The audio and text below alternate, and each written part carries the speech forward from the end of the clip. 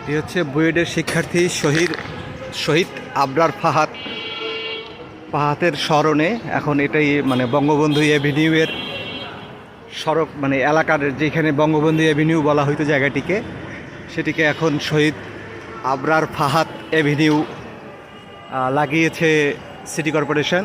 এটি হচ্ছে আওয়ামী লীগ অফিস। এটি ছিল বঙ্গবন্ধু এভিনিউ, এই এলাকাটার নাম ছিল, এটির নামকরণ এখন করা হয়েছে শহীদ আবরার ফাহাদ এভিনিউ। তবে এইখানকার এখনও ম্যাক্সিমাম দোকানপাটে বঙ্গবন্ধু এভিনিউয়ে লেখা আছে, কিন্তু এটি সিটি কর্পোরেশন লাগিয়েছে। যেটি এই যে আমরা দেখতে পাচ্ছি কিছু দোকানের সাইনবোর্ডে এটি বঙ্গবন্ধু এভিনিউয়ে লেখা আছে এখনও। তো এই হচ্ছে আওয়ামী লীগ অফিস। এটি ছিল বঙ্গবন্ধু এভিনিউয়ে এই আওয়ামী লীগ অফিস ছিল, এখন হয়েছে শহীদ আবরার ফাহাদ এভিনিউ।